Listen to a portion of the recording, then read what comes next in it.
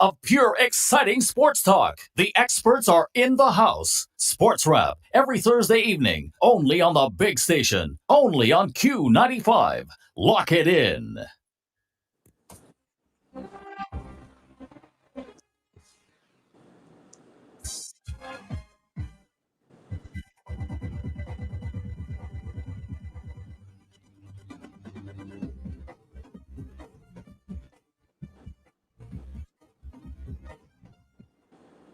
Good evening, and welcome. Your favorite sports program most people look forward to. A lot of people prepare themselves from 1 o'clock this afternoon, preparing for Sports Rock. I'm Locke Sebastian and Ron Lander. Dr. Thompson Fontaine. Emmanuel Loblack.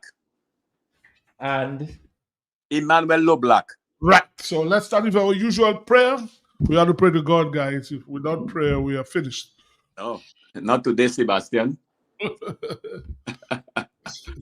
Prayer is an ongoing thing, brother. Yeah. Like unto you, you are a good God to us. And today we honor you because you are the first and the last in our lives. We give you great glory and we give you praise for who you are every day. Now we ask, Lord, that you will take control of this broadcast today, that you will cause the host, Lord, to function like you have called them. That, Father God, you will do with them what no one else is able to do. And as, oh God, they function in what they're about to do, the people will be served, they will be honored, they'll be glorified, they'll be educated. I ask, dear God, that you'll grant them wisdom, give them patience, and grant them the understanding that they require to do the job on this program today. Bless the host, every one of them, and cause every listener to be edified, we pray. In Jesus' name. Amen. Sports Wrap, your dynamic, riveting.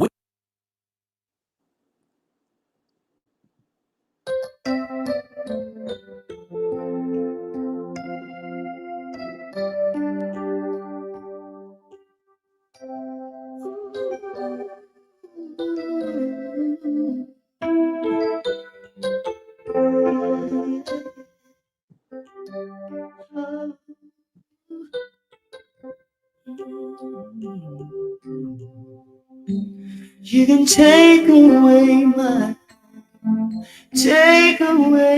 heart. You can never take my faith. You can take away my life, whatever it may be, but you cannot take my love from me. Yes, you can take away my home, take away my car. You can never take my faith in the Lord. You can take away my life, whatever it may be, but you cannot take my Lord.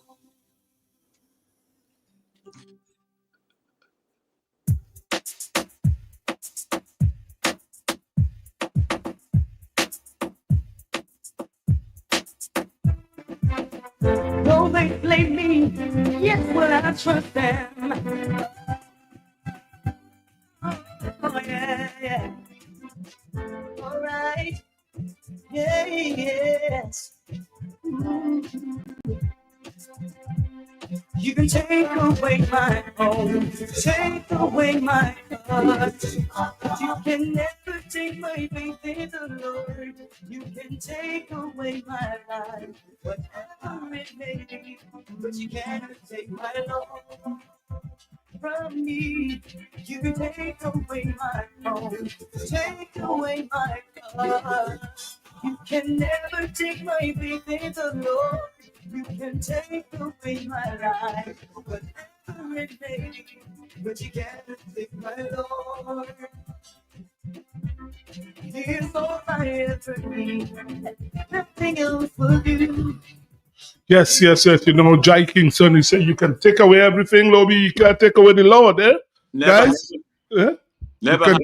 You can take away everything, but we can't take a lot. Right, tonight, guys, we have a nice program. We're going to be first talking about athletics. As you know, Lobby, you know that, Dr. Franklin Lander, the World Athletics starts Friday night in Japan, Dominica time. So we will have an expert from Jamaica, Little Levy, who will speak to us about the prospects of Caribbean countries. Let me say here, though, guys, on Monday, I spoke to the president of the local athletics association. He told me he was leaving for Japan.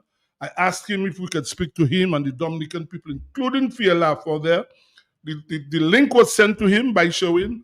I tried calling him on Tuesday night. I saw him online. I texted him, he didn't answer. So I just wanted to put that out there, that we try to get in touch with them so that we can find out from our people up in Japan how they're getting ready for the opening on Saturday.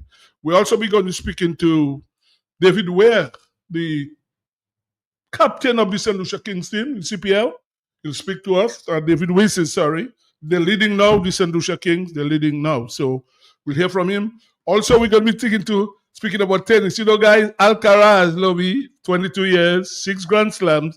As I've said many times, he'll be 32 in 10 years' time. So if you have 10 Grand Slams, 4 every year, 40, you could very well win 18 and break the record. Anyway, you never know, you could have lots of form or injury. And we're going to be talking about tennis locally as well. But before we start with that, Dr. Fountain, any hurricanes we have to, or bad weather on the horizon? No, not for the next week. It seems that everything is clear. It is very strange, by the way. It's not normal because that's usually the busiest time of the Atlantic hurricane season. But for some reason, there are no storms. In fact, they said that's only the third time over the past 30 years that has happened, where during that week, the week of the 9th to the 16th, 17th, where you have no storms in the Atlantic. Very, very unusual. And as usual, last week, you're dead on target. Everything you said came to pass. Nothing. We were spared again. And we had to thank the Lord. Yes. I mean, we had to thank the Most High, because without that, we could be in real horrors around here. And we can't do it a hurricane anymore. We just can't. 1 minute, Lobby, somebody already on the line. Good evening. Good evening, gentlemen. How you all doing? Very well. I can speak to everybody. I think we all well. Everybody doing fine. I can hear everybody's voice. Good evening. Around you there, so Auntie Rome must be listening. Auntie Rome, good evening to you, my darling. Mm-hmm. I heard you say, Sibo, you're going to play lawn tennis. You're going to play lawn tennis. No, well, we're going to speak about it now. We're going to talk about it now. I want to spray you. I said we're going to speak about tennis. We're going to speak about... I heard Billy talking about the amount of money that was given. Well, boy, Dominican, anything goes around here. $120,000 US. And what happened there? Starboy, stupidity giving people the impression is his wife that collect that money to do that and pay them people big check in public works. Oh, you pay them people big check. Before you pay them, why didn't check to see what work they do for you? A man come and build a house and put blocks for you. You ask him to build a drawing room for you. He build a kitchen for you. You can give him a big check, and after you complaining, I mean, give me a break, man. Look at such a stupidity. Anyway, gentlemen, have a good night. I'm listening. Yeah, yes. Yeah, Lobby, what you were saying? Nah, yes. You said about this guy in Jamaica on the Little Levy. Yeah. I want to say something. I have to say something about I want to bet on Levy on Dominica free athletes. No, but Lobby will come to that. We're going to be dealing with that. So listen, Mr. Sebastian. Yes, but how much the guy's going to expound on? Okay, let's go on. Let's Well, what we'll do when we come there, you can speak about the Dominican people. That is why we wanted them, they are in Japan, to tell us. I spoke to the president myself on Monday. Yeah, I spoke to him. I can expound also on the athletes. Well, yeah, well, you lead that discussion with him. No problem. We have no issue with that. Yeah, okay. But we have no issue with that. Let's take another caller. Good evening. Yes, good evening. Yes. How are you? I'm good. Why are you complaining about no hurricane in the system? No, it's not the first time. Let me tell you something. Uh-huh. We have a God that is watching us, you know. Mm-hmm. It's just that stupid man doing what he wants, but God is not ready for him yet. So thank God for leaving us safe, because we have one in office already. Thank you. Right. Okay, guys, let's go through that tennis thing straight. You know, guys, lying is an affront to God, right? Dr. Fountain, you agree with me? Lobby, you agree? If you lie, it's an affront to God. That's an affront. The Most High, God don't like people who are dishonest and everything. No, years ago you always hear about Maho, Roro, and so. But it seems with Roro, so they have Roro. You heard about Calypso, now you have a tennis. What I would like to know, guys, we heard both parties say. What I would like to know, who actually spend the money? Who was responsible for the spending of the money over there? And why? What I would like to know, if Pan Am Sports gave money, why it had to be given to a PAL rep or whoever to spend money to do what they had to do on the tennis court, guys? I'm trying to understand that, Ronald. Huh? Yeah, well, that's very, very interesting. I thought, first of all, you would have said something about the US Open. No, but we'll come to that, Ankara. We'll speak to that after. We'll talk to that after. Interestingly, Ankara, interestingly, it's just a... Hold on, Ronald. Let's take the caller. That we can hear. Good evening. Hello, Sibo, good evening, Randall Black and Dr. Fong. How are you, my lady? I'm all right. Right. Sibo, yes? You work in the service. Mm-hmm. I work there. Randall work in the service and Dr. Fontaine work in the service. All four of us there. Right. Right. Now, this thing about this tennis and the court and hooky, listen to me, Sibo. Go ahead. You see, when things are not done properly, you must get those problems. First of all, there is a procurement thing in the service. You have to tender. So whoever get the tender, you get the job. You understand? Right. Now, Sibo, let me tell you something. Now, when you tender, you all know that I'm just talking for people to understand. When you do, there's a thing that saying you're not going to accept the lowest tender. And there's a reason for that. Because sometimes a person you have how many people that bid. One of them, their amount is lower than the others. That doesn't mean you are the best, because sometimes the money you're asking there for, that money cannot build whatever project you're going to build. Mm-hmm. Now, Sibo, in this service, you have a technical team. I'm talking for education. You're going to build a school. You build the school, and it's just they want a school there, wherever. Now you have the technical people, right? Mm-hmm. You give a tender. Now, when whoever get the tender, Sibo, and you start to do the work, you understand? Somebody has to supervise that. Mm-hmm. And even when that person finish a certain part and you're calling for your money, you don't get in pay until after these technical people want to see what you do, Sibo. Mm-hmm. You understand? Mm-hmm. So you don't get in no money there, You have to do what you have to do properly, whether we have to pay you. Why I cannot pay you? You understand I'm saying, Sibo? Mm-hmm. So something, and then you always have a retainer fee. Well, you know that. Lando know that, he will keep in that. So if anything happens, that retainer fee there, we keep in that. You understand? Mm-hmm. So I don't understand. If you're doing a project, it has to be supervised. Whoever supervises it, when you ask for your money, when they go and watch that product and it is not, you don't get in pay, Sibo. Treasury will not pay you. You have to certify that the job is done. And then Treasury pay you, We all know that. So I don't know. Who is it? Yeah.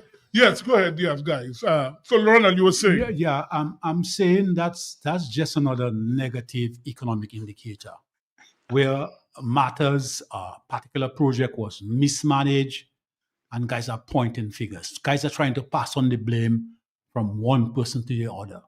The OC is saying one thing, or Prime Minister is saying something else. But the project has not been delivered. And when you look at that area there in High Street, the facility has a rich tennis history. The Dominica Club was called the White People Club. And a lot of professional games were played in there until the Union Club took over and Dominica Tennis Association with Tom Dorset operated the club. And we had a lot of regional and local competitions. Yep. Now, for some reason or the other, the facility deteriorated. And the government decided that they want to go to resuscitate the facility. You're going to resuscitate the facility, and who's going to do it? And how are you going to get it done? It's very important. Who's going to do it and how you're going to get it done? We heard about the rehabilitation project, and guys were boasting about it. The Tennis Association had limited knowledge of what was happening. The DOC claimed that they were getting the money. Now I heard the Prime Minister saying his wife was getting the money. Anyway, they started the project. And what I was saying there is mainly Chinese. Doing things today, breaking it up tomorrow, doing another thing. Even the sidewalk, Chinese couldn't do properly. So that was a full confusion down there. Then for some reason or other, they involved public works. Nobody supervised the project properly, and consequently, it was a total disaster. As a capac. And what happened, and we see it over and over again, the Chinese are delivering poor quality work in Dominica, be it in schools, be it in apartments, be it in hospitals, wherever they have been in, because they're bringing low quality people to do the work for us. And we're not recognizing that. So I know they're going to resolve that matter.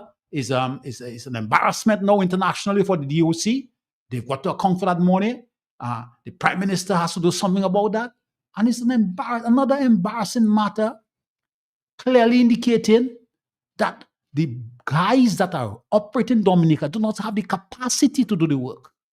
But you know, Ronald, we were told the press conference, one with lobby apparently took place weeks ago. And in the press conference, it was said that in a few days, the money would have been provided to do that. Weeks have passed and nothing is up. What again? Look at where we are in Dominica. Here it is that the public works is accused of bad work. Where is the manager of the public works? Will he come out and say anything? No, we'll not hear him because he fears that if you have open, see Uwe Bushley, you can go gutters if he pack any job a car. And that is what's happening in lobby. Yes. The guy. Go ahead. Yes. The first thing, Sebastian, the first thing on this matter, I blame the DOC. First of all, there is a tennis association that you have to work with in the first case. Well, let me just stop you the one. Up to this morning, I spoke to the first vice president or vice president. He said to me, as far as it's concerned, this tennis association is defunct. I spoke to him this morning. Anyway, go ahead. Okay, now, what we are talking about there, Sebastian, is the same thing that happened to the first set of money that was allocated for the lighting of the stadium. Remember that? Yes, very well. And when I passed High Street, all I saw, Sebastian, was a car park, a place for Siwo. There wasn't anything indicating that, that tennis would be played. I see anything occurred there. All I saw was a car park and a place for Siwo. That's all. But again, the DOC has a lot of blame to take. A lot. Yeah, but what I want to know, who did they give the money to? So who spent the money? Who was in charge, Dr. Fountain? But it's very interesting because I remember when we discussed that here on Sports Wrap, I was looking forward to a state-of-the-art facility. Right. So I remember the first time I passed there, I just happened to have been going to something and I passed and I saw it. I almost fell over because I couldn't believe that the same thing that we were discussing in studio and it happened. It was just incredible. I mean, if you see it, the whole thing, it's not even level. It is, a lot of bumps and stuff and untidy and completely out of it. But remember, we said at the time it was the pilot for Roseau that was responsible. Right. Only now we find the time when they had broken down the sidewalk. Right. That it was responsible. So I don't know. So that's what I'm saying. Who was the main supervisor of that? That's what we would like to know. Because we're hearing about the authorities Moscow. Who are the authorities? DOC says, well, who are the relevant authorities? That we don't know. We do not know who got the money, who was spending the money, who was paying the guy. Because, they have to break, as you said, the drains. They have to break down the drains, and rebuild them, Several times. The drains. Oh, sure, I know that for a fact, that the drains were badly built and had to be broken down. So the public, what may have happened, public may have been told, well, you just go and do something fast. Maybe the money done. Maybe the money was finished. We don't know. But the public works will not come and say anything for fear. Well, we know what's happening in Dominica. That's all. We'll probably the fear that if we come by, the men will tell me, go at your home and so on. That's probably what's happening. Interestingly, I heard somebody involved in the project was saying that engineers from the Ministry of Communications were supervising the works. So what was the competence of those engineers? You see that over and over again, a poor quality of production. Be it our roads, be it our schools, now the tennis court. You're seeing a poor quality of output. And Dominicans are tolerating that. Yes. And while we're in that too, we are in September. The World Championship is starting on Friday night. Last year, once we won the gold medal, we were told by August this year, we'll have a state-of-the-art facility named after her. We're in September, mon Dieu.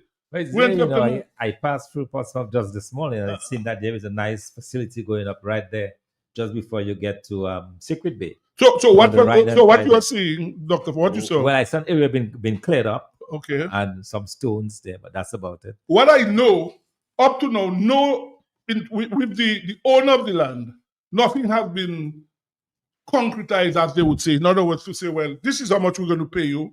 This is that area, how many acres? Enough that I know for a fact, and the owner of the land can bear witness to that. Well, they've dug up, they've cleared a certain portion, but I mean that's just to show that something. But you know, there's no equipment on the spot or nothing. Just an area that has been cleared up, but that area is not even big enough for for the car park. So. But sports is suffering too much. Not only sport, yeah. but the economy all over. As you correctly said, the PM gave a schedule. He presented a schedule for the development of the athletic stadium. After TLR won the gold medal, he presented this. Recently, here the Minister of Sports presenting a reprogrammed schedule for the athletic stadium. Are we really going to have an athletic stadium? When Glenn Etienne was there last week, and asked him, are they having discussions with you on having a football field in the middle of the stadium?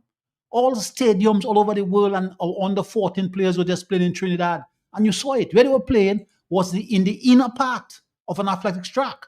Lobby, what's the size of 800 meters? 400. 400.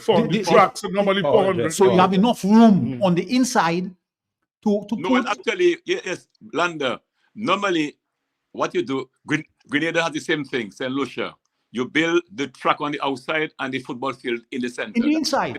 In the inside. Very, so very ask them about that. They're not involved in the Football Association. So that is suggestive that guys are not serious about what they're doing. They lack the competence. They lack the focus and the coordination to get things done in Dominica. And young people are suffering. Yeah, go ahead, Lobby. And people suffering. People and land. Both of you all went to the grammar school, right, Sebastian? Now, grammar school had a hard court for basketball, volleyball, what have you, and they had the tech wing. Presently, they build. There's a building on the hard court, you know. I don't know. Are you aware of that? Well, I don't even know what's happening with the park. I don't even know honestly. So I'm saying is this, Sebastian. I mean, say, look, you're talking about the youth school. Where are they going to play? You're taking away the hard court, you know. But that's a good point. Where people going to play around this place? And they claim they're playing in the gardens now, but the facility in the garden is very poor. So where's going to be the playing field like the technical wing? Another very clear example is the Pottersville Savannah. Woo! You can study Pottersville Savannah. What's really happening in Dominica? You know, and Chinese are building certain facilities that we may never have use for. So it's not well coordinated. There's not a master plan. There's not a coordinated plan for the development of Dominica. And consequently, we're doing things vitae all over the place, attempting to impress people, but we're only impressing ourselves. But you know, this tennis thing will go away like everything else in Dominica. What will happen by next week? Everybody in Dominica will forget that nonsense. Because this is a serious thing where the DOC gets money. They give it to whoever it is to spend it. I don't know. I'm just assuming. I'm not saying that's a fact. I'm alleging then that it was given to whoever to spend it. We don't know who they gave it to, how much money was spent. We do not know because people asking questions and we hear the relevant authorities. Who are the relevant authorities? That I would like to know. Last thing, Sebastian, that. 1 minute. 1 minute, Lobby. You have a caller. Good evening. Hello. The overseas line. There seems to be a problem. Yes, Sibo. Yeah. What I would like to know, Sebastian, this tennis facility, if the DOC gives X amount, you needed more money. 1 minute, Lobby. The caller is on. Good evening. Hello. See, well, one more thing I want to say on that. I heard Billy say that the people are coming down next year, early next year. Next year? They have to try to do something. We had for them to see something. Yes, because he said they're coming down early next year. That's what he said. But that's obvious. Surprise them. This is a surprise them come in October. We have another caller. Hold on, Lobby. Yeah. Good evening. Hello. People, what's up? Good. And good evening to the whole crew.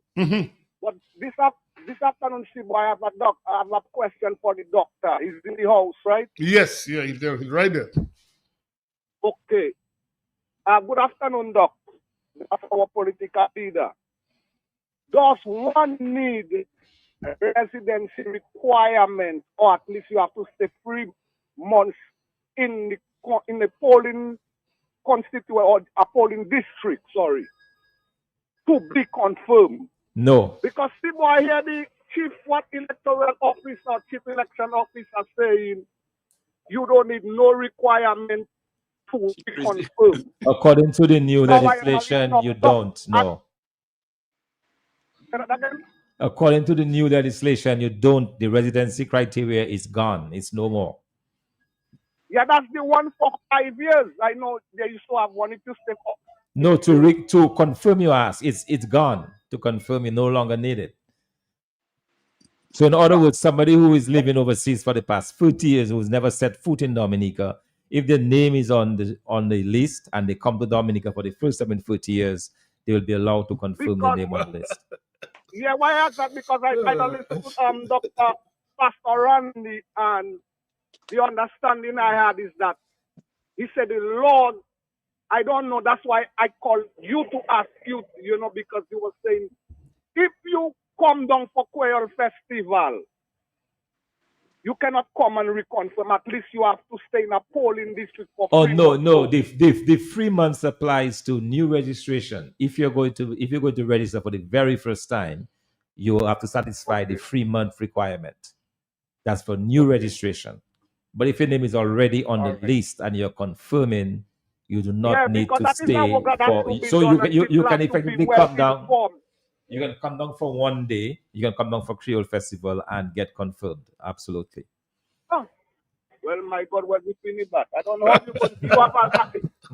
you have a lot of work to do, doctor. I don't know how God's going to give you the strength to overcome this hurdle, but I know that's because that list will never be clean, in my view, Sibo. That reconfirmation is a technique to keep that dirty list. Because that's why they were refusing the re-registration instead of confirmation. Absolutely. They don't want no re-registration. That list is not going to be clean, and we're going to still have that. What they're doing is legalizing the corruption. More bold, more in your face, more blatant, more dishonest. I'm listening. Thank you. Yeah. Thank you. Yeah, Lobby, before we wind on, you wanted to say something? Yeah, before we take our first break. Sebastian, the thing is that my concern, Sebastian, I'm saying that, first of all, what I heard about this tennis facility, the amount allocated by the DOC, I know that would not have been sufficient. So that itself couldn't have built the art of the what they wanted to think of building something properly there with stands and so on. It was just highly impossible. But I just cannot understand that, I'm just. Well, nobody can understand except a few of them. That's all. Because if the people are coming down, Sebastian, next year, let me tell you, Sebastian, when this is like FIFA, these bodies give you money, you have to account for that properly. You have to. You write a proposal, all right, and that that has to be submitted by Olympic Solidarity. And then it has been approved, sent to the DOC. You have to account, Sebastian, for every cent. You have to. Well, boy, Lobby, the Roro never stops. It's Mahoro, now it's Roro. I don't know what's going to happen. Let's take this last caller before the break. Good evening. Yes, hello. Yes, good evening. Good evening. Yeah. I heard you said, people on the tennis, they will come next year. Well, somebody called, not me. The caller called and said that the people said they will be coming to Dominica soon. That's what she said. Because what I was saying, we were told, we were given the opportunity to play 2020 during the World Cup. And then after we stayed there, and afterwards they say, well, we can't play, and then everybody agreed that they wouldn't be able to play. So the same excuses they say when they come down. They say, well, we just couldn't make it and so on. Well, you're right. Anything goes. That's right. Anything goes. You're right. So everybody just come with their nonsense, and people forget. By next week, everybody forget that. You're right. Right. Anyway, we go to our first break, and we have to thank Josephine Gabriel for providing us with Trapita water, the local water. We said to people in Dominica, when you're going to buy water, the first thing you ask for is Trapita water. We'll take our first break, guys. Or you where in Roseau, Kimahabis, you can just walk in and order all your chicken parts, wholesale, and even enjoy retail.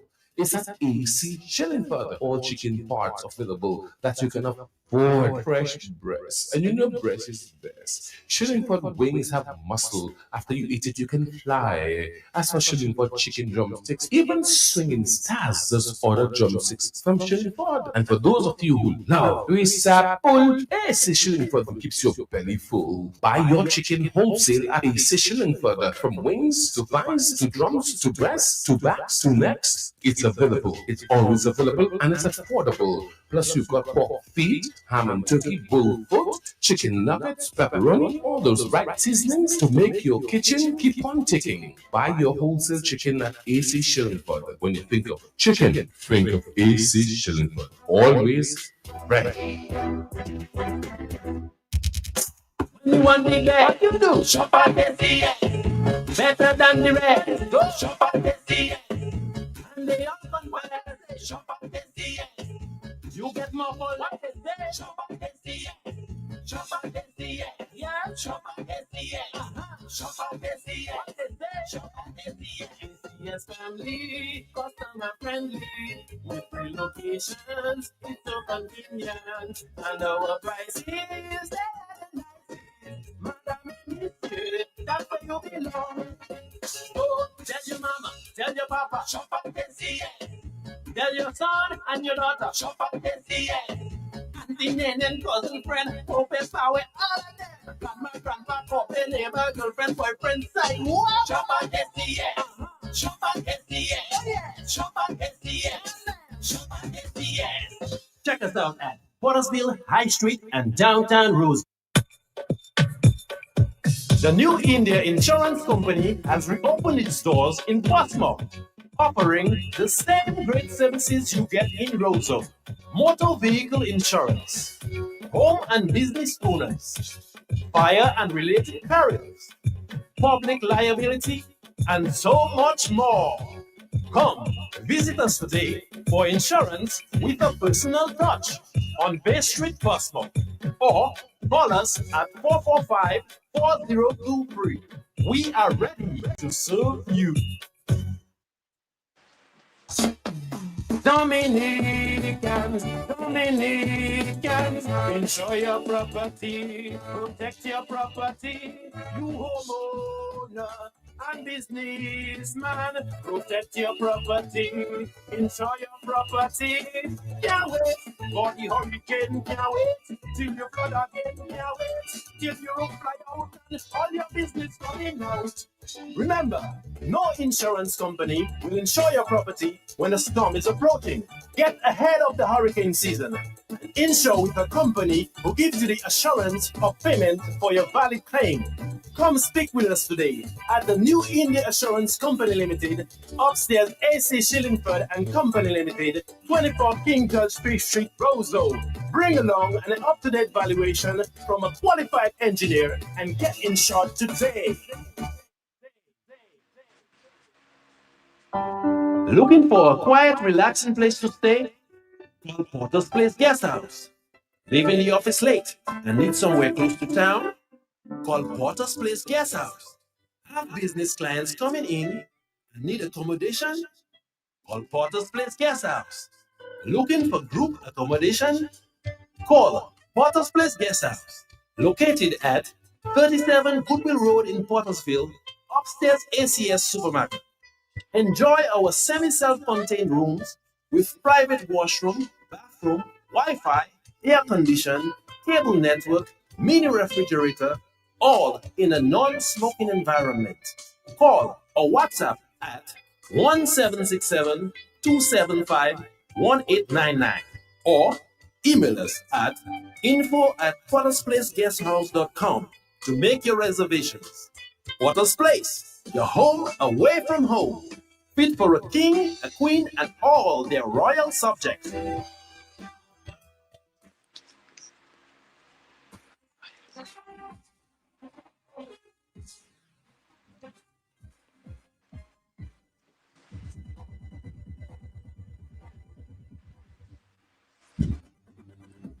Okay.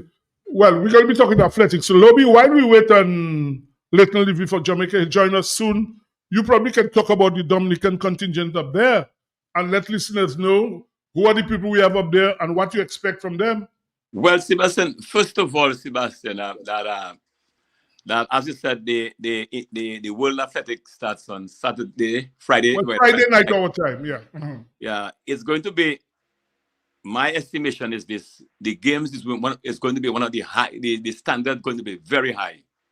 The standard going to be very, very high, based on the times, distances, the throws I've seen on in the various meets, diamond leagues, and so on over the years. It's going to be very, very competitive. It has made what has happened to athletics that the qualifying, it has made it very, very tough for people to qualify based on the sort of standards I'm seeing the athletes are performing these days. Now, Fia Lafont, I saw in the Diamond League, she placed fourth, which was 14.62 meters, which was not bad. But I don't think she's fully, she's 100%. But anything, knowing as a veteran, the same way she jumped at the Olympic Games, anything is possible with veterans. But Lobby, coming back from injury and coming in the fourth place, I think it's still credible.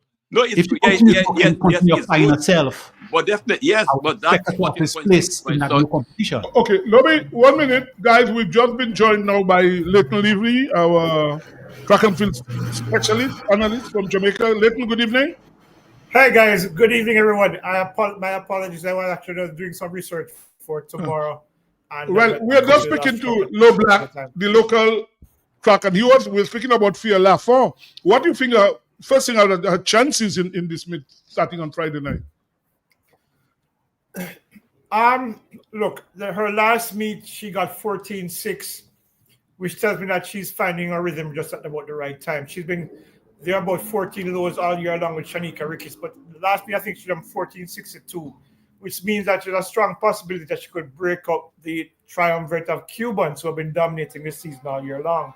So I think she's coming into form at the right time, and given that she has the confidence of world indoor champion and Olympic champion, I think her chances are as good as they've been in previous years. I think once she goes into competition, knowing that she's figured it out, because she's been figuring out her phases through the course of the season, I think she got it right in the last meet that we saw her at.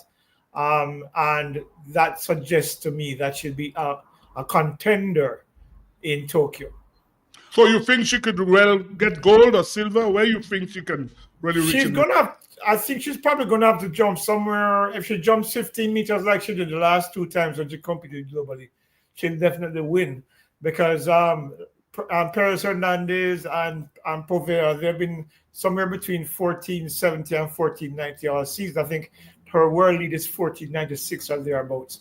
So if Thea can jump 15 meters like she has done in the past, and not too distant past as well, I think she could likely win the gold medal. I mean, somebody would have to jump beyond 15 meters, but they haven't done all season. So if she can get there, then she wins. Well, what are your expectations, listen, for this meet for Caribbean athletes in general? Even before we go there, Sibo, even before you go there, let's stay a little bit of Fia Lafont. And I raised that point with our athletics expert, Mr. Emmanuel Loblack. Fia Lafont is returning from injury, a very serious injury. Mm-hmm. And we're seeing a consistent improvement in her performance. Mm-hmm. All right? She came fourth in the last Diamond League in Zurich.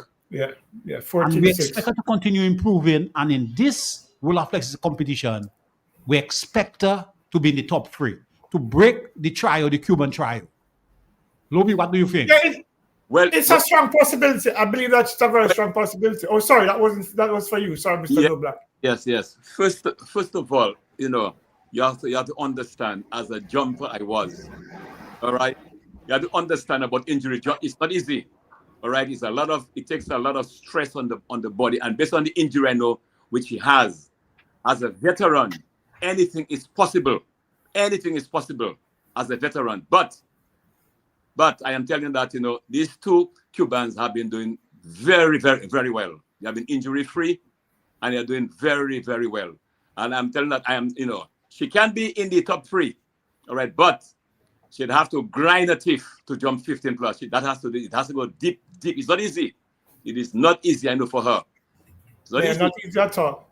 Yeah, what she did say though, and she made a comment after the meet that she's finally been able to put it together, which suggests to me that she was probably working on or had struggles with the different phases of her jump during the course of the season, coming off an injury. Because that happens. Yeah. When you're out of competition for some time and you're nursing an injury, you lose that rhythm, that natural rhythm that you get as a jumper. And I think what we saw at that last meet is that she's finally been getting back into the rhythm of what the jump is and the different phases that she needs to be proficient at to get closer to the marks that she's been jumping in the past. So I think, championships are a strange dynamic, you know. True. It's not just the physical, it's the mental as well. And while the Cubans have been jumping well all year, I'm very confident. The fact that Thea got into the beyond 14.5, her confidence as the Olympic champion can actually push her into a realm that she has not gone all season. So that puts her into the mix as well. I think the combination of the fact that she'd be able to find her rhythm again and the confidence knowing that she's done it before gives her a good chance of being among the medals and certainly among the chance of winning as well. And one Leighton, Lobby, go ahead. Yes, one other thing is that with jumps and throws, Sebastian, on the day, especially jumps, your rhythm, your run-up is very important to get, to hit that ball. Very, very important, and who is maintaining, who is consistent hitting that ball. Consistency is very, very important. So I mean, look, I'm expecting her to do well, but I'm still my fingers crossed, expecting her to be in the top 3. But anything is possible. Yeah, I was saying, let's go to your country now. A lot of your athletes have absconded, if we have to use that word, and gone to Turkey. Obviously, the financial rewards have been better. Do you think that Jamaica can come 1-2 in the 100 meters? Yeah, actually, that's my pick. I think what we've seen from, let me start with Oblique Seville. Oblique Seville has had 4 consecutive championships where he has fallen short of his own expectations. In 2021, I think he wasn't ready yet. His physicality, his mastery of the technique, his mastery of the different phases of the 100 weren't where it needed to be. He got to the final and didn't deliver. I don't think there was an expectation there. In 2022, he came 4th because, by his own words, he made a mistake late in the race and started to look across as opposed to running through the line. In 2023, he just didn't deliver. He finished 4th again and disappointed. I remember I spoke to him afterwards. He was very disappointed. In Paris last year, he picked up a groin strain mid-race and still ran 9:91. It was a bad period for him. 4 major championships, 4 disappointments. But what I've seen from him so far this year suggests that he is past that. He's apparently developed a short memory. He's been training really well. He's been relatively injury-free except for the first part of the season when he had a couple of niggles. And he's been running his mastery of the phases. If you've seen the races that he's won and beaten all else, his start is better. His transition is better. His acceleration is probably one of the best in the world right now, if not the best. And he certainly is closing 30 or 40 meters is among the best. In fact, his numbers are literally mirroring that of Kishane Thompson, who is the only person to have really beaten him this year. Kishane Thompson obviously has had an issue this year where he tightens up late in the race, which is not unusual. You need to learn how to relax while still exerting power late in races. He's had a problem with that. I think it's a vestige of what happened to him in Tokyo last year, where he was leading and tightened up later the race, and Noah Lyles caught him on the line and beat him by 0.05 seconds. 0.005 actually. So I think this year we've seen both of them run well. We've seen Kishane struggle to finish races in the last couple of meets before Stephen Francis took him out for the last block of work leading up into these championships. I believe if both execute the way we know they can and execute the way that we've seen them run all year, I don't see any reason why they don't finish 1-2. In fact, you just mentioned, hold on, Lobby, you just mentioned a name there, Noah Lyles, and this is not somebody you can ignore, right? Noah Lyles. You can't. He's been there, he's done that. He's extremely confident, and he knows how to finish a race. That's his advantage. If you look at all three athletes, Noah Lyles, each of them have specific weaknesses. But Noah Lyles' specific weakness is his start. Right? If you saw even at the Olympics last year, his start was worst, but he ran on strong, he closed strong. His ability to maintain his speed after he stopped speed at about 60, 65, he's able to hold that speed a lot better than every other athlete in that race, which is one of the reasons why he won. But we've seen improvement from both Seville and, of course, Kishane Thompson, based on the reports that I got just yesterday coming out of Tokyo in training. Kishane looks really, really good.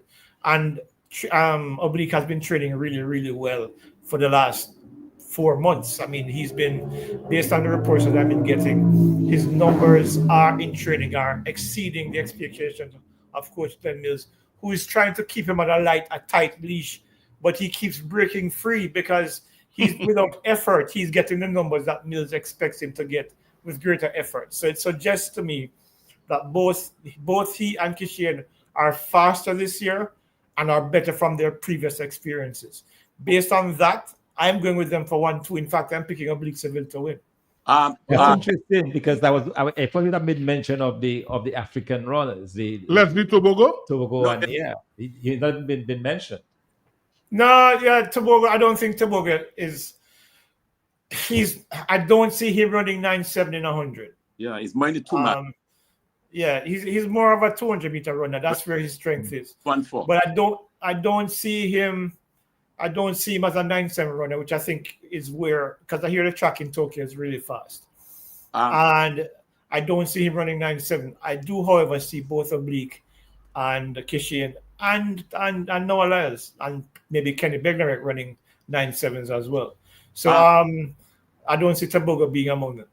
One thing is that with Kishane, brother, one thing with the problem I've seen with Kishane being not a 200-meter runner, anytime you see the athletes when they're closing up on him, he tighten up because of the guy's speed strength in the 200. That 200 meters, speed, which endurance which they have. All right, and people have to understand that. All right, when the guys start closing up on you, all right, Blake has that. He has that top end speed, just nice, and when they're coming, they're like a runaway train, and he tends to tighten up. Because I look at him as a person who is not that flexible. He's very muscle bound, very, very, and he tightens up a lot. He's a massive young man. Yeah, he's taller than I am, and his shoulders are like mountains. Yeah. But I have Blake, because again, you have to look at the rungs. Who is that at the rungs? And I have Blake to me, Blake as the winner. But anything is possible. I look at the rungs. Little. Hold on. Don't be saying Blake. Not Seville, Blake, you mean Seville? I said Blake. Sorry. Seville. I said Blake. Blake Seville. Seville. Okay, that's why. Yeah. Sebastian raised a very important point there, and we want your reaction on that. There are countries with resources poaching on athletes from lesser developed countries. And we've seen it in Jamaica. There's a situation with 3 of your athletes that Turkey's poaching on. Are there other countries in the world with that particular approach? And what's the implication for the Caribbean athletes? Look, there are many athletes who are loyal to their countries and will never consider leaving their country. However, We are in an age now where I think as athletes become more aware, they are looking for the best opportunities for themselves and their families. Careers are short in sports, and you have to look out for the best interest of your families. We are in Jamaica where we might have some of the best athletic talent in the world, but our governing body is way behind. They're still at an amateur stage. They still function at that level. And as a result, it makes it difficult for the athletes to want to remain in Jamaica, to compete for Jamaica. Look, Jamaica is not alone. Kenya has lost so many athletes too, and Nigeria has lost athletes. I mean, Ophelia is gone to Turkey as well from Nigeria for similar reasons. The ineptitude of their governing bodies. True. And so while we would have lost Roger Stoner, Campbell, Pinnock, Rajendra Campbell, and of course Jaden Hibbert, and the possibility, and there's a strong possibility of others joining them soon as well, because we heard that they've approached Brian Lavelle and we've heard that they've approached Ashanti Moore, two of our promising youngsters, and Lavelle is just 21 years old. So the thing about it is this: from a broader perspective, the Caribbean governing bodies have to find better ways of taking care of their athletes. Yep. This is not an age where somebody's going to be running for love of country anymore, because at the end of their careers, they need to be able to do the things that we want to do. We want to own a careers home. are very short. Careers are very short. Yeah, very short. We need to have that kind of financial security going forward. A lot of these kids, through the influence of other people around them, did not even go to school. I mean, when I say go to school, I mean go to university. So they didn't come out with a degree. They're transitioning into the professional ranks, hoping for the best. So as an association, you have to ensure that you put programs in place to help the athletes, first of all, for their development, and also to sometimes help guide them in their careers after they've retired. Because, look, the reality is that money talks. And if Turkey is able to give you between $10,000 and $30,000 a month to take care of your monthly expenses, you get $300,000 if you win a gold medal. Why wouldn't I want to go? So that's the reality that the Caribbean countries face. But I do believe that if the governing bodies do a better job of taking care of the athletes, I think the athletes would more likely stay than leave. Because right now, Brian Lavelle, let me just finish this point. Yeah, brother. Brian Lavelle is not even considering running the 4x1 for Jamaica at the World Championships now, because he has some issues with some of the coaches. So these are some of the things that will encourage an athlete to look elsewhere. Brian Lavelle is probably the biggest talent coming through right now. 9.82, 19.69. Nobody has run 19.7 under 19.7 since Usain Bolt. So why would you not want to do everything to ensure that he stays here?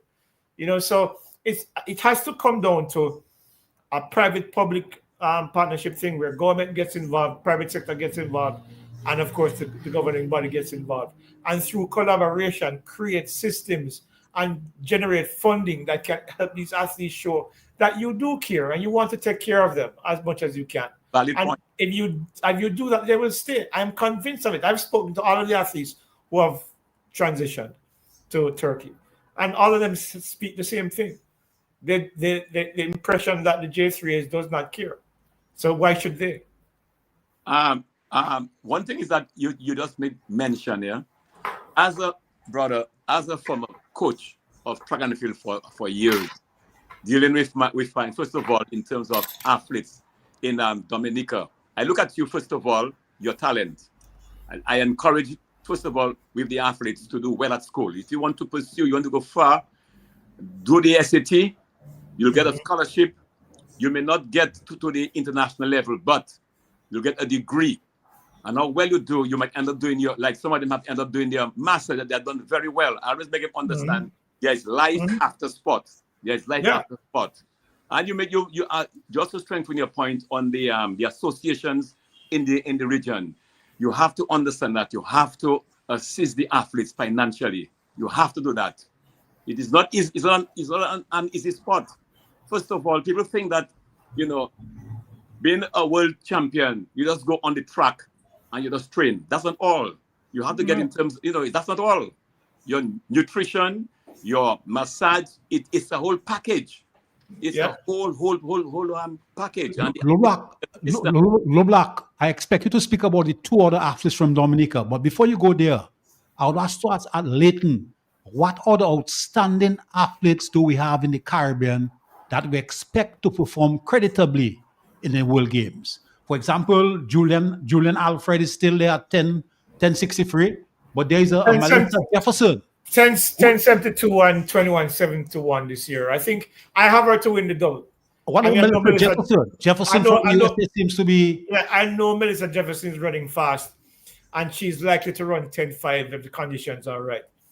But I do believe, just as much as she's be able to run fast, I do believe that Julian can run as fast, if not faster. Why? If you look at that race that they raced, when the only race that Julian has lost this year, that race in Oregon, where Melissa Jefferson ran 10.75 and Julian ran 10.77 into a minus 0.5 wind, which tells me that both of them are in similar shape. Melissa Jefferson went on to run 10.65 at the US trials with, I think it was 0.1, the wind was 0.1, which means that with that 1.0 wind, she could have probably gone faster. Here's the thing though. Julian, when they raced last time, the time that Julian lost to her, Julian had a heavy block of work during that course of that week, and her legs were dead, and she came out of the blocks poorly, and Melissa got away from her and couldn't catch her again. Melissa is in shape, but Julian is now fresh. Julian is now tapered, and she's ready. So if any time that I think Melissa Jefferson can run, I do believe that Julian Alfred can run that time. I think Julian is stronger than she is. So if they get out together and they accelerate together, I think Julian edges it. And I think if the conditions are right, another 10-6 something again. But I think Julian has, if there's any athlete out there who can upset Melissa Jefferson, it will be Julian Alfred. As for the 200, I think Julian walks over that pretty comfortably. I don't think anybody is going to, I think she's going to probably run 21.5 or thereabouts to win the 200. But let me ask you though, obviously the most celebrated athlete at that game will be Shelly-Ann Fraser by a long way. I mean, the most successful in terms of gold medals. Where is she at now? And also Shericka Jackson. Shelly is 38. Let me just say that first of all. Yeah. She was third at the national championships in 10.91. She ran 11.17 at the last Diamond League meet that she ran at. I hear she's training well.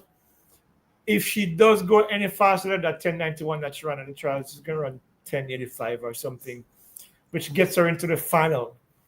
Does it get her on the podium? I doubt that very much. So I think but the thing about her is that I think the reason why she prolonged her career into this year, had she gone to the final in Paris last year without have those leg cramps that kept her out, because of course she was knocked out at the gate, and then of course her warm-up didn't go as well as she wanted, and then of course she suffered some cramping just before the call time. I think she would have been in the final, and then she would have given it her best and probably even medaled as well.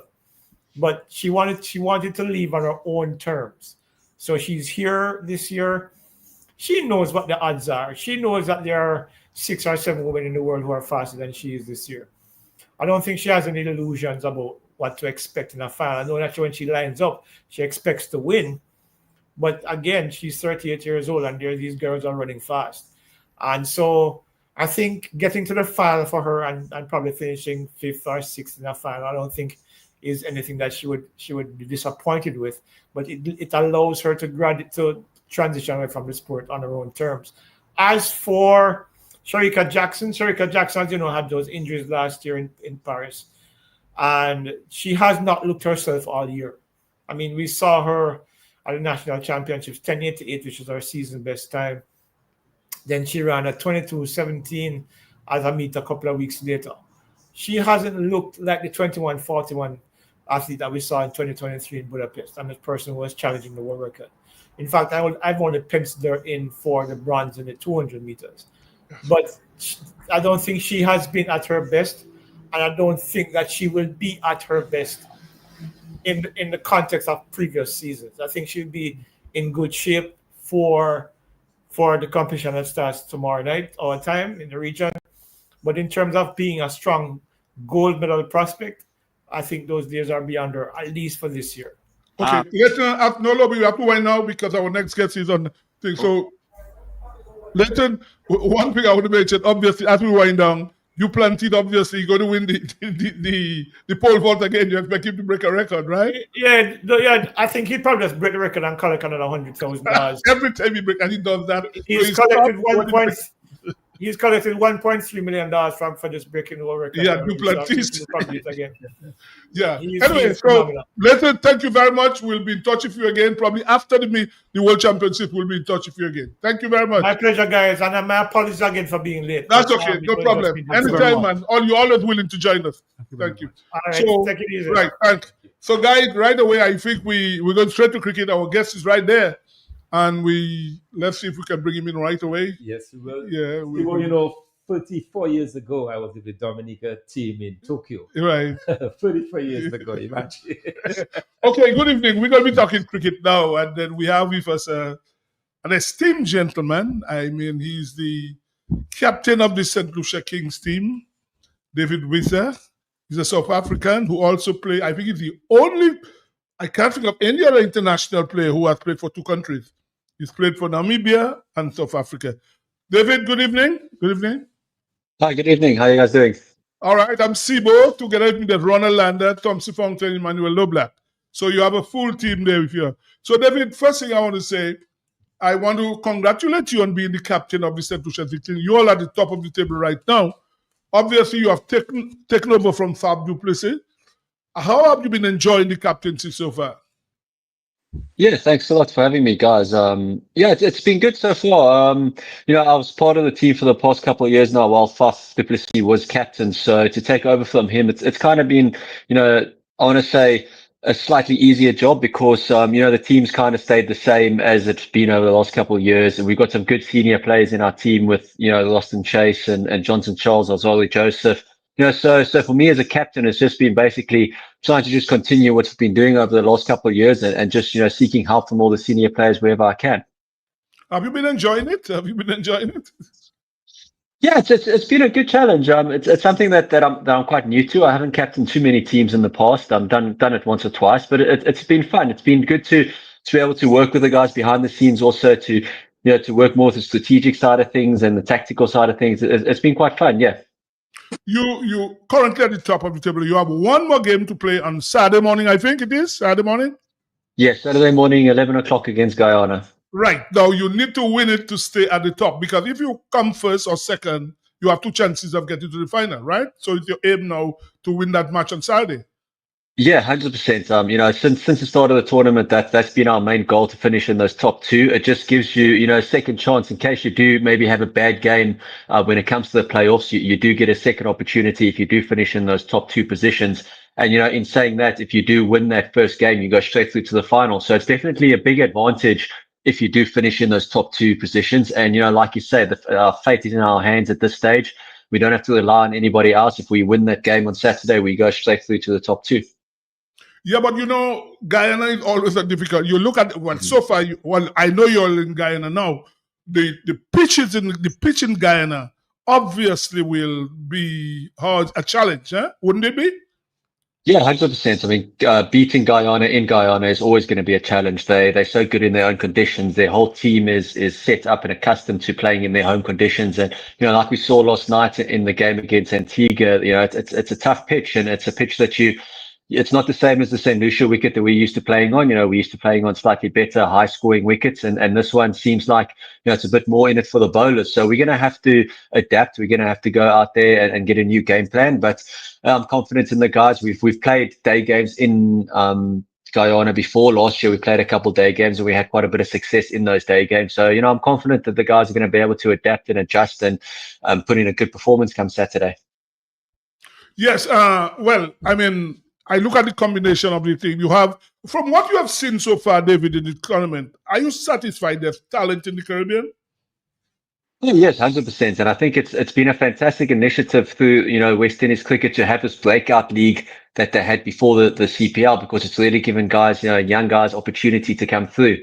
It's been really satisfying for me to see someone like Akeem Auguste by us that's, been with us for a couple of seasons now, and he's still quite young, but, he's really shown his progression this year. He's shown, how much he's evolved as a player, and he's really had a great season for us. But, there's so many guys in other teams also. If you think of young Jewel Andrews, he's 18, 19 years old. He's still relatively young, and he's already represented West Indies. So I think there is sufficient talent in the West Indies, and the CPL is doing a great job to give these guys opportunity to play against the best players. I had to ask you this question because you've traveled, you've played a lot of franchise cricket all over the world. I know there's the 100 in England, the Blast. Somebody like you, is it because you like the CPL and the Caribbean life that you chose the CPL instead of probably going to play in England? Yeah, it is. CPL is something that I've enjoyed playing. I've played for, I think I've done 6 or 7 years in the CPL now. And it's just, for me, it's a different challenge. It's different conditions. And, it's a bunch of guys that I enjoy playing with. I enjoy, the culture. Darren Sammy and the whole coaching staff is really, put together a nice team and a nice culture. And for me, it's yes, the cricket is good, but it's also nice to come here and to spend time with the guys, to be part of the team. It's always good. It's a bonus when you get to be based in a place like St. Lucia, such a beautiful country. But just the CPL in general, it's a good tournament, and it's a tournament where you get to challenge your skills the whole time. Go ahead, Lobby. Go ahead. Yes. As he made mention of he looked at 2 young players right now. Do you see, in terms of spinners? Let's look at the spinners, for example. What is spinners from the Caribbean you have seen you are impressed with? So we've got a young spinner with us at the moment, Michael McKenzie. He's a young leg spinner from Antigua who did quite well in the breakout league also. I think he's got a lot of talent and a lot of skill, and he's somebody who just needs to play more and learn and develop his game. So he's definitely one by us that's quite a standout for me. If I have to look at the other teams also, I remember last year we had a spinner with us. What was his name? He plays for Trinidad now. Also off spinner. Hussein? You mean Gooley? Jed Gooley? Jed Gooley. Jed Gooley's done well with the bats a bit more.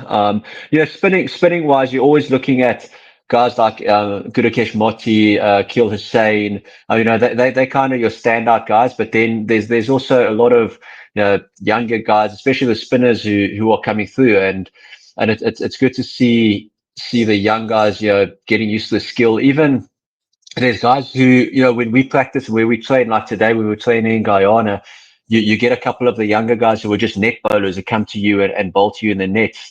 And there's a couple of spinners there that's also, they got good skill. So hopefully they get this opportunity to nurture the skill. And I suppose, again, that's where these breakout leagues are quite important when it comes to nurturing the skill the whole time.